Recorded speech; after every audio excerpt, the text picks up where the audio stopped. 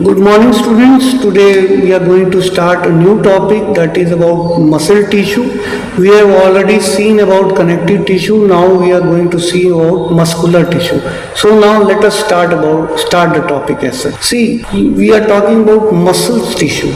So let me tell you, muscle tissues होते हैं वो लॉन्ग सिलेंड्रिकल होते हैं, पैरेलली अरेंज होते हैं, बहुत सारे फिब्रिल्स कॉल्ड मायोफिब्रिल्स के बने होते हैं। ये अभी हम लोग आगे देखेंगे। फाइबर्स के जो बने होते हैं, फाइबर्स का मतलब होता है मसल सेल, सिंपल।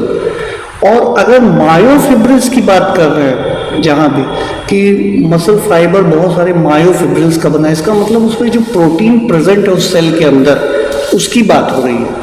तो कॉन्ट्रैक्शन और रिलैक्सेशन में बहुत इंपॉर्टेंट रोल है, आप जानते हैं मसल्स का।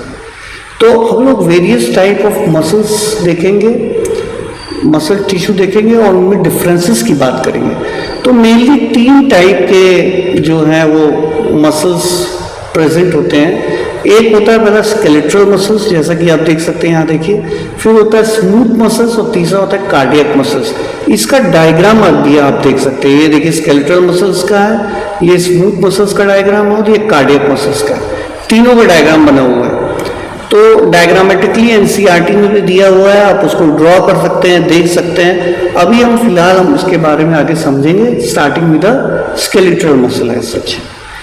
तो देखिए ये स्केलेटल मसल्स के बारे में है। स्केलेटल मसल्स जो होता है वो क्लोजली अटैच होता है स्केलेटल बोन से, और यही वजह है इसको हम वॉलेंट्री मसल्स भी कहते हैं या स्ट्रेटेड मसल्स भी बोलते हैं। अब स्ट्रेटेड मसल्स क्यों कहते हैं? जब हम मसल सेल्स को माइक्रोस्कोप से देखते हैं तो हम ये ऑब्जर्व करते हैं कि मसल्स में हमें रेगुलर स्ट्रक्चर दिखाई देता है, जैसे कि कुछ इस तरह का स्ट्रेटेड। माइक्रोस्कोप से देखने के बाद, इलेक्ट्रॉन माइक्रोस्कोप से, हमें स्टेरिएशंस दिखाई देते हैं। ये स्टेरिएशंस एक्चुअली कोई और नहीं, प्रोटीन है एक्टिन और मायोसिन। डार्क और लाइट बैंड्स दिखाई देते हैं। स्टेरिएशंस का मतलब डार्क और लाइट बैंड्स, ये और कोई नहीं, प्रोटीन्स हैं एक्टिन और मायोसिन।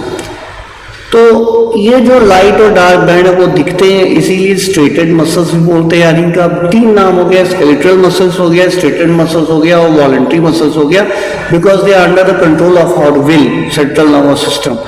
और यही वजह है इनको हम वॉलेंट्री मसल्स भी कहते हैं। ओके, तो स्केलेटल बोन से अटैच रहते हैं ये। माइक्रोस्कोप में हमने ऑलरेडी बता दिया है, स्ट्रेटेड अपीयरेंस होता है इनका। वॉलेंट्री एक्शन, लोकोमोटरी एक्शन में बॉडी के पोस्चर को चेंज करने में बहुत हेल्पफुल होते हैं। इनके बारे में ऑलरेडी हम लोग डिस्कस कर चुके हैं। ये सार्कोमियर देखिए, यहाँ पे ये पूरा स्ट्रक्चर प्रेजेंट है। ये देखिए मसल बंडल्स में एक्चुअली प्रेजेंट होते हैं। मसल बंडल्स में बहुत सारे आपके मसल सेल्स प्रेजेंट होते हैं। तो ये पूरा दिया हुआ है, स्ट्रक्चर हो गया।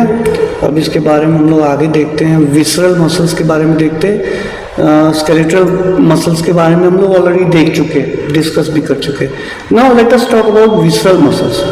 ये बॉडी के इनर ऑर्गन्स में लोकेटेड होते हैं, जैसे कि हॉलो विसरल ऑर्गन्स होता है। इंटरनल ऑर्गन्स को विसरल ऑर्गन्स भी कहते हैं, जैसे कि एलिमेंट्री कैनाल हो गया, रिप्रोडक्टिव ट्रैक्ट हो गया, वहाँ स्मूथ मसल्स प्रेजेंट हो गए। स्मूथ मसल्स को यहाँ विसरल मसल्स भी कहा जाता है। अब अगर इलेक्ट्रॉन माइक्रोस्कोप से हम इनमें इसके अंदर का स्ट्रक्चर को देखेंगे तो इनमें स्ट्रेटेड जो रीजन्स होते हैं, डार्क और लाइट बैंड, वैसा कुछ नजर नहीं आएगा। अब इसका ये मतलब नहीं है कि इनमें एक्टिन और मायोसिन प्रेजेंट नहीं होता, होता है, लेकिन रेगुलर फीचर के फॉर्म में प्रेजेंट नहीं होता, जैसा कि स्केलेटल मसल्स में होता है। आमतौर पे कंफ्यूजन हो जाता है, लोग ये सोचते हैं कि स्मूथ मसल्स में एक्टिन और मायोसिन प्रेजेंट नहीं होता, लेकिन ऐसा नहीं होता है। लेकिन जो रेगुलर डिस्ट्रीब्यूशन होता है, जैसा कि स्केलेटल मसल्स में होता है, ऐसा यहाँ पे नहीं होता है। इस वजह से यहाँ लाइट और डार्क बैंड्स नहीं दिखाई देते, और यही वजह है ये स्ट्रेटेड मसल्स नहीं कहलाता है। ये under the control of our will भी नहीं है, यानी कि ये इनवॉलेंट्री है। मेरी बात आप समझ में, हम इसको कंट्रोल नहीं कर सकते। और इसका काम क्या है बेसिकली, इसका काम ये है कि जैसे कि सब्सटेंसेस का ट्रांसपोर्ट होता है through the oesophagus, through the stomach, तो हम लोगों को तो पता भी नहीं चलता, इसके बारे में नहीं पता चलता, वो ट्रांसपोर्ट कराने का काम कर रहे हैं। जैसे फॉर एग्जांपल रिप्रोडक्शन के समय एग रिलीज हुआ ओवरी से और वो फेलोपियन ट्यूब के अंदर आ गया, अब वो ट्रैवल कर रहा है, तो स्मूथ मसल्स उसकी असिस्ट करेंगे ताकि वो ट्रैवल कर सके, वो स्पर्म के साथ कंबाइन कर सके। तो ये इनवॉलंटरी इनएक्शन है, it is not under control of our will. Okay, now let us talk about the cardiac muscles.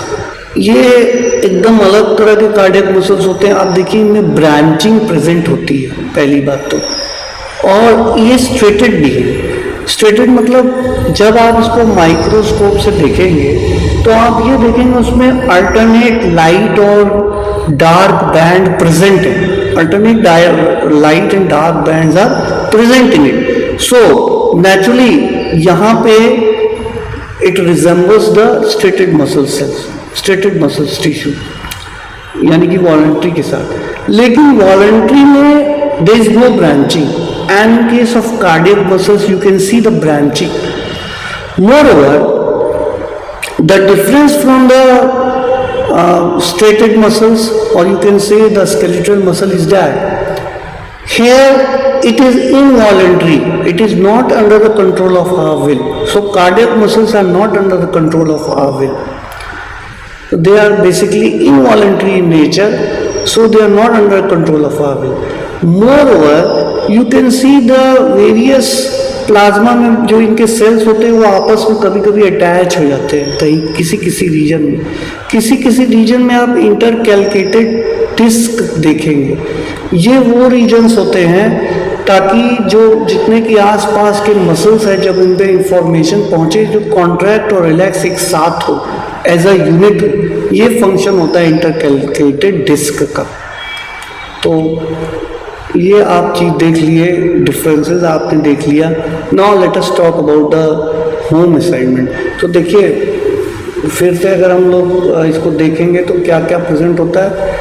जो स्ट्रेटेड मसल्स होते हैं उनको हम वॉलंटरी भी बोलते हैं, स्केलेटल मसल्स भी होते हैं, ब्रांचिंग प्रेजेंट नहीं होती इनमें, और जब माइक्रोस्कोप से देखो तो स्टेरिएशंस प्रेजेंट होते हैं, रेगुलर एक्टिनोमायोसिन डिस्ट्रीब्यूशन होता है इसमें।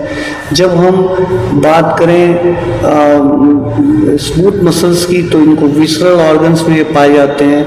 ज़्यादातर ट्रांसपोर्ट ऑफ सब्सटेंसेस का भी काम है, रिप्रोडक्शन में भी रोल प्ले करते हैं।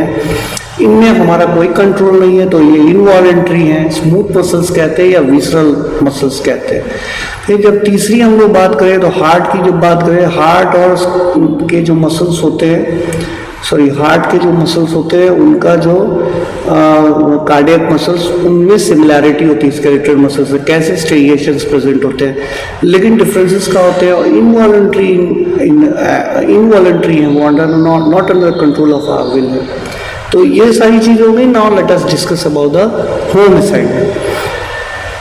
Name the various kind of muscle tissue present in our body, तो you can easily tell. What are skeletal muscles? आप जानते हो skeletal muscles वो होते हैं जो skeletal bone के साथ कंबाइन करते हैं और जो है वो they are helpful in locomotion as such। तो डायग्राम भी बहुत आसान सा है, आपको NCERT बुक में मिल जाएगा। Differentiate between skeletal, muscular and visceral organs we have already discussed. Hope you like my lecture of today. Thank you. Have a nice day.